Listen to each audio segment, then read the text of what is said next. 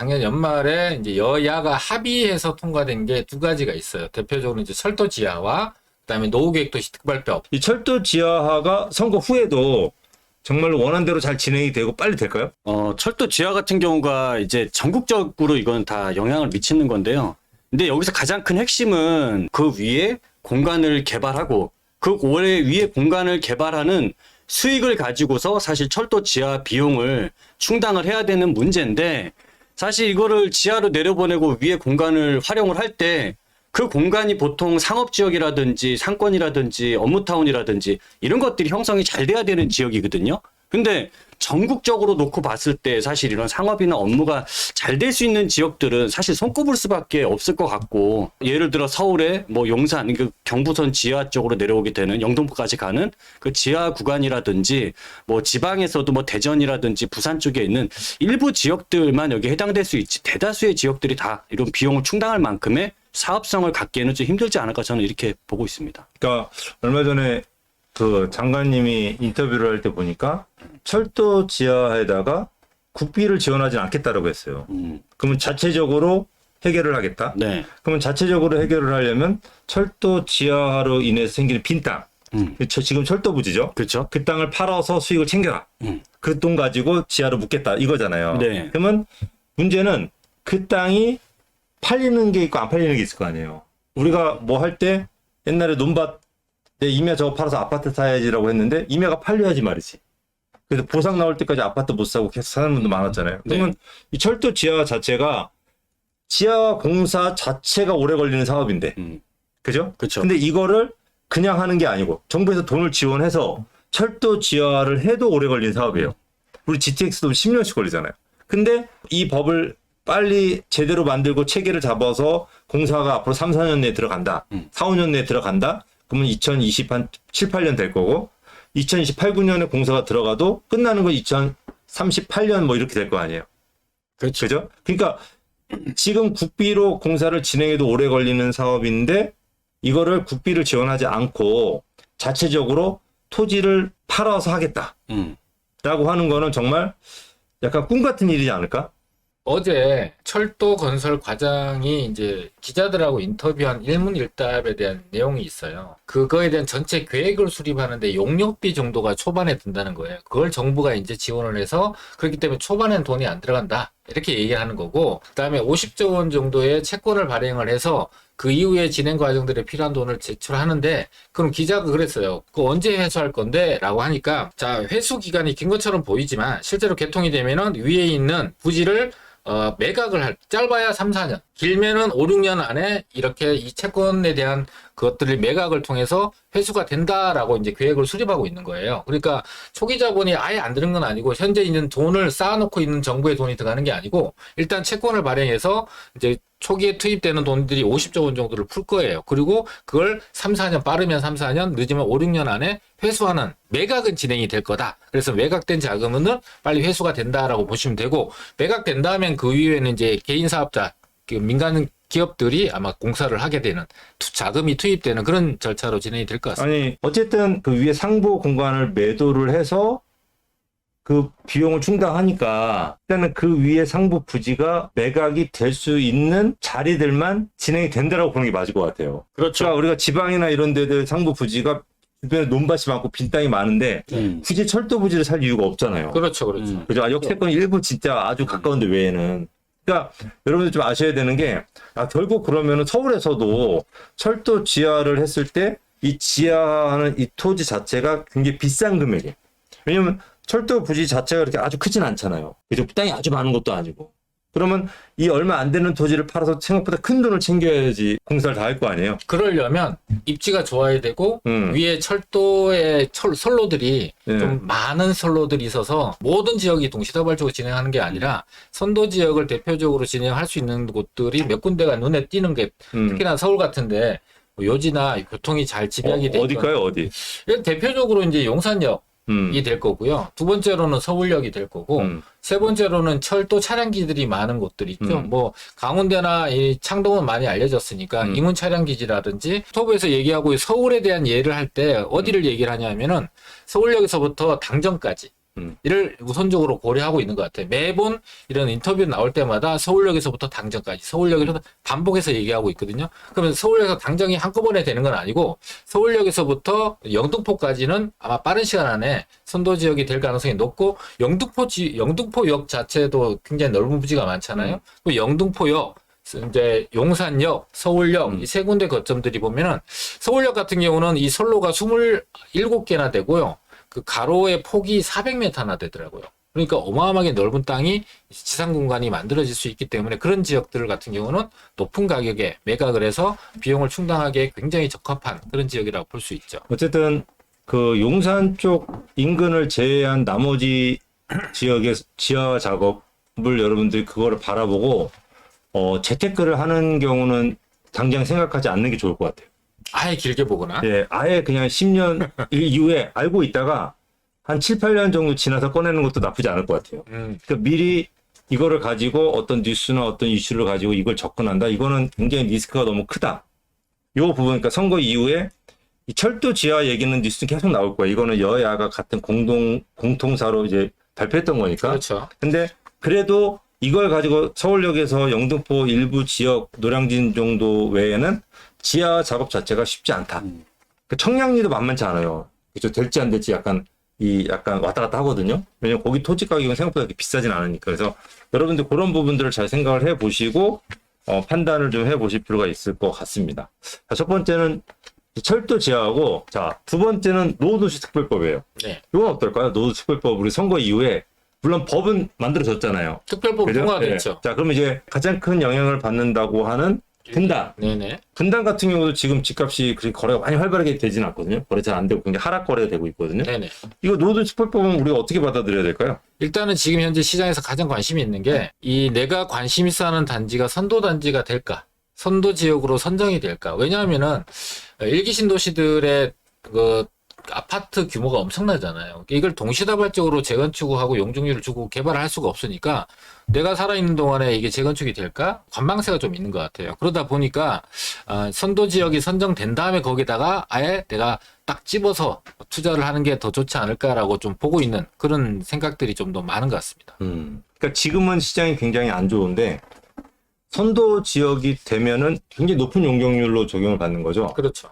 빨리 해주고. 빨리 그리고 해주고. 기존에 있는 일기 신도시들이 특징이 높은 용적률 때문에 재건축이 현행법으로는 불가능한 거잖아요. 근데 재건축보다는 리모델링을 사람들이 선호하지 않다 보니까 재건축을 할 수 있다는 것만으로도 굉장히 큰 메리트로 느끼는 거예요. 단지도 다 재배치할 수 있고 현대식 내부 구조라든지 조경도 만들 수 있고 또 지금 현재 요즘 유행되고 있는 뭐 스카이 라운지, 스카이 브릿지라도 이런 것들 특화 설계를 할 수 있다 보니까 단지의 이제 경쟁력을 높일 수 있는 그런 거를 선호하게 되잖아요. 그래서 재건축 쪽으로 방향을 돌리는데 그게 재건축이 모두가 되는 게 아니라 빨리 될 수 있는 곳들을 선택하고 싶은데 가장 투자에서 리스크는 불확실성이거든요. 그래서 이 불확실성이 해소된 다음에 그 아파트를 콕 집어서 할 거다 이렇게 보시면 되죠. 그러니까 일단은 신도시 같은 경우는 지금은 거래가 잘 안 되고 있는데 네, 노후도시 특별법 적용받는 지역들이 네네, 올 연말에 선도 지역이 지정이 되고 나면은 선도 지역은 당연히 이제 많은 수익이 나니까 많이 뛰겠죠.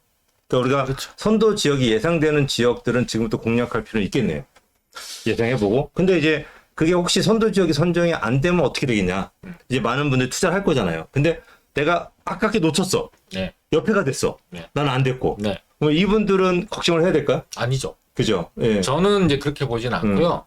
일단은 1차적으로 지금 현재 불확실할 때가 가격이 좀 저렴해요. 선정이 딱 되는 순간 0.1초 만에 거기 있는 매물은 싹 사라지고 가격은 올라가 버릴 거예요. 그럼 선택은 언제 해야 되냐면 저는 지금 하는 게 더 좋다. 그러면 어떤 기준을 갖고 선택을 할 거냐 하면은 이 노후계획도시특별법에서 용적률을 주는 걸 차등으로 줘요. 근데 그 기준이 뭐냐면은 역에서 500m예요. 서울에서 역세권 개발을 진행하는 건 350m인데 노후계획도시특별법에서 진행하는 역세권에 높은 용적률을 주는 건 500m거든요. 그럼 500m 안에 있는 아파트를 선정을 해놓으면은 그 다음 2차 정도에 선정될 가능성이 상당히 높다. 그리고 다른 일반적인 용적률을 높여주는 것보다 훨씬 더 높은 용적률을 받을 수 있다라는 것만으로도 메리트는 충분히 있다라고 볼 수가 있기 때문에 500m 안에 있는 단지, 그것도 한 1000세대 정도 이상 되는 단지를 잘만 선택을 한다면 좋고, 두 번째로는 현재 용적률이 그래도 좀 낮은 곳들, 상대적으로 좋은 기준이 될 것 같습니다. 그러니까 연말 이후에 내년 상반기 정도에는 더 좋아질 거라고 기대해도 되겠네요. 네. 그러니까 노조 특별법을 또 뉴스로 접하는 것만으로는 돈이 안 돼요. 도움이 안 되죠. 이왕 집을 살 거면 네네. 뭐 지금은 다주택자 하기 쉽지 않으니까 그렇죠. 이왕 집을 사거나 뭐 자녀분 집을 사줄 것 같으면은 뭐 분당이나 일산 요 정도의 신도시를 한번 공략해 보는 것도 좋을 것 같고, 그죠? 노원구라든지 현재 노원구 집값이 많이 싸다고 하니까 네네. 연끌 매물도 나오고 있다고 하니까 그러니까 요게 비교할 필요가 있어요. 일기 신도시가 이제 원래 대상이었다가 이게 100만 제곱미터 이상의 이제 노후 계획 도시 이런 다 적용이 된다는 거 아니에요? 그러면은 만약에 내가 100만 제곱미터가 서울에 있는데 분당에 있는 가격과 비슷한 데를 서울에서 살 수 있다면 요것도 이제 조금 이제 경중을 좀 따져봐야겠죠. 네. 그런 차이점을 좀 비교하시면 될 것 네. 같습니다. 어쨌든 우리가 알고 있는 것만은 의미가 없는 거죠. 그렇죠. 그죠? 그럼. 이제 이 선거 이후에는 지금 조용하지만 노시 특별법은 이미 만들어졌고 이걸로 지금 물밑에서 계속 지금 열심히 지금 만들고 있는 거잖아요. 그림을 짜고 있는 거고 이게 발표되는 시점은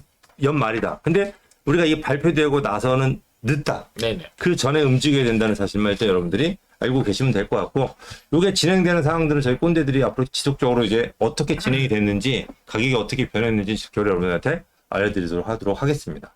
자, 이제 세 번째입니다. 우리가 이제 재개발 재건축이에요. 네. 이제 재개발 재건축에 대한 이 공약들. 네. 물론 이제 이 부분은 작년부터 재개발 재건축을 공급을 활성화시키기 위해서 나왔지만, 네네. 이것도 많이 좀 진행됐잖아요. 그렇습니다. 예. 근데 이제 이렇게 볼 필요가 있어요. 많은 분들이 지금 고민하고 걱정하는 게 뭐냐면은 정부에서 추진하고 있는 거가 지금 현재 법 개정이 좀 필요한 것들이 많고, 지금 이제 어떻든 부정적으로 보시는 분들은 여야의 이 정치적인 지형의 변화에 의해서 정부가 추진하려고 하는 부분들이 전부 다 딴지가 걸리고 걸림돌이 되지 않겠냐라고 생각하시는데, 저는 조금 나눠서 볼 필요가 있다고 생각이 돼요. 일단은 세금 감면에 해당되는 부분들은 아마 이제 반대로 인해서 법 통과가 좀 어려울 것 같고, 반대로 개발에 대한 부분은 아마 지역구 의원들도 그 지역 현안에 해당이 되기 때문에 개발에 대해서는 반대할 이유가 전혀 없다고 봐요. 그래서 속도, 개발 네. 속도는. 그래서 개발에 대한 부분은 이제 적극적으로 진행이 될 거다. 두 번째로는 용적률을 줄 수 있는 재량권이 서울시장한테 있습니다. 그래서 그런 것들로 인해서 진행이 될 수 있는 것들은 이런 여야의 정치 지형과는 좀 상관없이 잘 진행이 될 수 있다라고 이해하시면 돼요. 많은 분들이 이제 재건축이냐 재개발이냐. 많은 분들이 선호하는 건 일단 재건축이잖아요. 그렇죠. 근데 재건축은 많은 분들이 선호하다 보니까 많이 비싸잖아요. 저는 그래서 이 선거 이후에 재건축보다는 좀 재개발을 주목해 보는 게 어떨까라는 생각을 해봐요. 왜냐면 상대적으로 투자금도 적고 재건축보다는 개발은 늦겠지만은 근처에 같은 위치 지수를 가지고 있다고 한다면 재건축에서 지은 아파트나 재개발을 통해서 지은 아파트나 똑같잖아요. 그렇죠. 그렇다면은 굳이 비싼 돈을 들여서 또 각종 규제를 초과이익 환수라든지 각종 규제를 뚫고서 재건축을 하는 것보다는 이 재개발 쪽을 지금 공략해야 될 때가 아닐까. 더군다나 이 빌라 전세 사기 때문에 전세가가 굉장히 안 좋다 보니까 실투가 많이 들어가요. 그러다 보니까 매매가도 지금 못 올라가고 있잖아요. 그러니까 재건축보다 상당히 많이 싸죠. 네. 그러니까 이런 부분들 때문에 지금 재개발 투자가 굉장히 유망하다. 더군다나 서울시에서도 재건축은 눈치를 보면서 잘 못 밀어주지만 네. 재개발은 진짜로 말 그대로 그냥 팍팍 밀어주잖아요. 발로 그냥. 맞습니다. 그냥 양발로 그냥 팍팍 밀어준단 말이에요. 네. 엄청나게. 이게 실증으로 실제 사례로 보면은 매달 거의 이렇게 지정이 되고 있고 추진이 되고 있어요. 근데 많은 분들이 지정하고 추진만 하고 선정만 해놓고 진행이 안 된다 이렇게 얘기하는데요.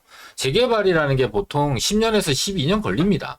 그러니까 당장 막 그 선정되고 나서 바로바로 진행되는 게 아니고 한 단계 갈 때 한 1년, 2년 정도 걸리게 돼 있어요. 근데 그게 이제 조바심이 나는 분들은 당장 진행되는 게 없는 것처럼 보이는데 그렇지 않다. 신청하는 구역들이 머리를 써서 아예 동의율을 구역 지정 바로 될 수 있는 정도의 동의율까지 채우고만 신청하는 경우가 되게 많아요. 그래서 점점점 진화하고 있다. 75%. 진화하고 있다. 80%. 라고 이해하시면 되고, 그러면은 지금 현재 이렇게 많은 구역들이 진행되고 있는데 이것들은 법 통과와는 전혀 상관이 없이 현재 있는 만들어진 제도 안에서 진행될 수 있고, 또 초과이익 환수자라든지 분양가 상한제라든지 또는 중간에 조합이 설립되고 나서는 재건축 아파트는 사고 팔수가 없잖아요. 근데 이 재개발은 관리 처분 전까지는 사고 파는데 되게 자유롭다는 거. 그래서 어느 정도 수익이 나면 내가 한번 수익을 실현하고 다른 재투자를 해볼 수 있는 기회까지 주어질 수 있다 보니까 자금 적게 들죠. 기회도 많죠. 그다음에 여러 가지 제한사항도 없기 때문에 속도감 있게 서울시에서 적극적으로 진행을 하고 있다라는 측면에서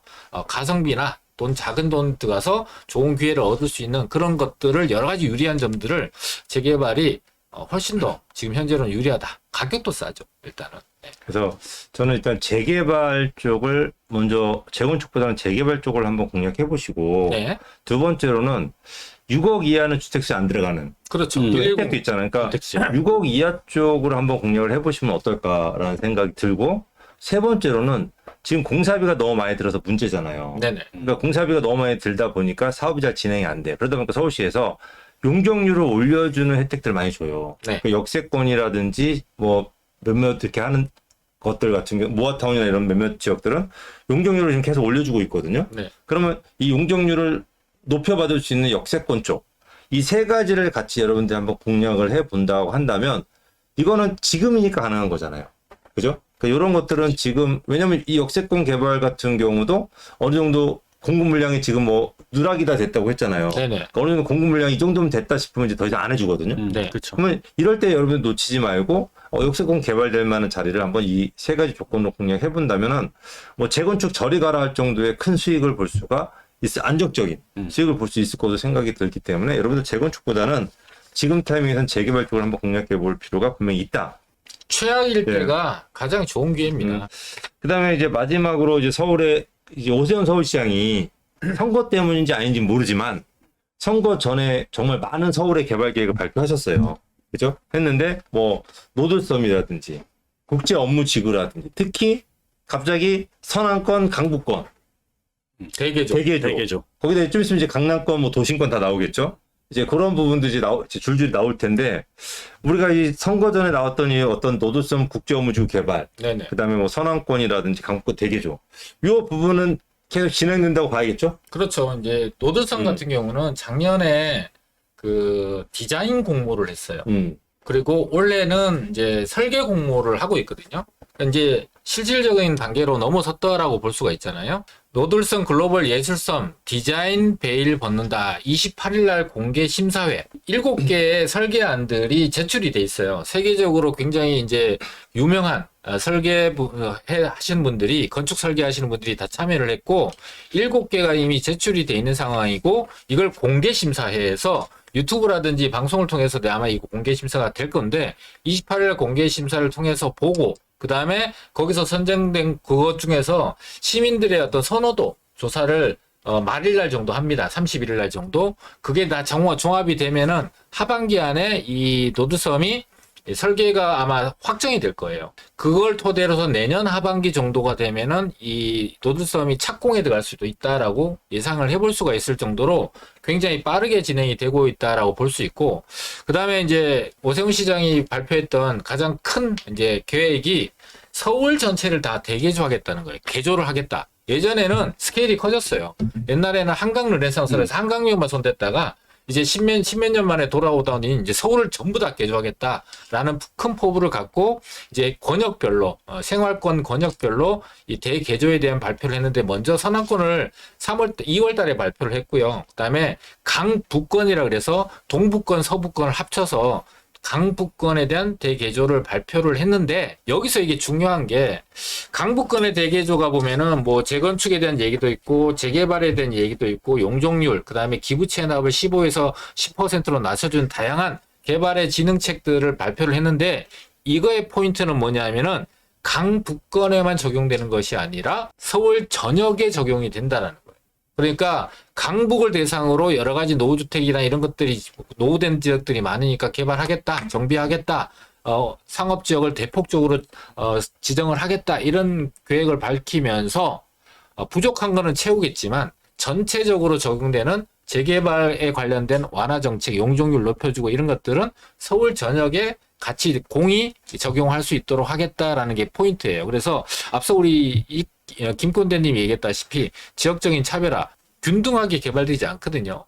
정말 사업성이 좋고 가치가 높아질 지역들이 먼저 개발이 되고 그 나중에 순차적으로 이제 확대되는 과정을 거치게 되니까 이런 재개발 같은 경우도 좀 더 입지적으로 또는 가치적으로 또는 신규 아파트 가격이 높은 지역들 중심으로 해서 이런 개발들이 빨리 속도를 낼 수 있다라고 판단을 하시고 그런 지역들을 대상으로 해서 먼저 선점하는 투자가 가장 안전하고 확실하고 가장 높은 수익을 낼 수 있다 이렇게 보시면 될 것 같습니다. 그러면은 우리 구독자분들이 궁금해하는 거는 그러면 올해는 어떤 개발 계획을 좀 주목해서 볼까요? 일단은 원래 제일 먼저 이제 움직이고 확실하게 움직이는 로드맵이 나온 게 국제홍무지구하고 전자상가예요. 전자상가 같은 경우는 지금 현재 착공에 들어가고 준비하고 있는 것들이 굉장히 많고 1월 27일 날 또 나온 게 전자랜드에 대한 이제 조감도가 확정이 됐거든요. 그다음에 이제 국제홍무지구 같은 경우는 내년 말에 이제 기반시설 공사가 들어갈 거고 그럼 원래 지금 이번에 이제 뭐 낮은 상가 뭐 하나 나왔던데. 그거는 디자인 건축에 대한 네네. 그 낮은 상가를 포함해서 6군데에 대해서 혁신적인 디자인. 그래서 뉴스도 나왔었죠. 그래서 선정을 해서 그렇게 혁신적인 디자인을 이제 채택을 하면은 거기에 대한 인센티브와 여러 가지 혜택들을 많이 주겠다라고 하는데 그게 대상이 이제 가장 지금 핫하게 돼 있는 국제홍무지구 바로 옆에 전자상가 안에 적용을 하겠다라고 하는 것이기 때문에 주요한 지역들은 없던 계획도 나오게 되고 있던 계획도 더욱 발전하고 인센티브를 줘서 그 지역의 랜드마크가 돼서 도시의 경쟁력, 우리나라 국가 경쟁력을 높이는 데 이바지할 수 있는 그런 계획들이 순차적으로 진행이 된다라고 보시면 될 것 같습니다. 그러니까 가장 큰 주목해야 될 거는 용산 노들섬 개발 용산 두 가지 개발. 정도. 일단 여러분들한테 어쨌든 이 선거 이후에 요즘 부동산 이슈가 크게 없지만은 우리가 선거 전에 나왔던 개발 계획들을 가지고 선거 이후에도 이게 잘 진행이 될 건가 안 될 건가 이 부분을 갖다가 다시 한번 여러분들한테 전체적으로 좀 약간 짚어드렸고 이 부분에 좀 세세한 내용 같은 경우는 저희가 따로 이제 좀 개인 촬영을 통해서 여러분들 자세하게 지도를 통해서 알려드려서 자 이제 구체적으로 투자 금액과 어떻게 하는 게 가장 좋은지를 이제 그런 자세한 내용은 제가 영상을 통해서 따로 말씀해 드리도록 하겠습니다. 그리고 좀 더 마음이 급하신 분들은 세미나 오셔가지고 우리 공군대님, 입군대님이 또 하시는 내용을 미리 좀 들으신다고 한다면 영상보다 조금 더 먼저 접하고 조금 더 자세하게 왜냐하면 영상은 10분 안팎의 시간이지만 세미나는 저희가 한 2시간 반 정도의 긴 시간을 가지고 여러분들한테 전달해드리기 때문에 훨씬 더 자세하고 또 소통하면서 할 수가 있으니까 나는 부동산에 관해서만큼은 정말 이 상급지를 지금 상급지가 아닌데 앞으로 상급지가 될 자리를 빨리 선점하고 싶다. 또 재테크에 성공하고 싶다고 하신 분들은 오셔가지고 내용을 자세하게 들으시면 될 것 같습니다.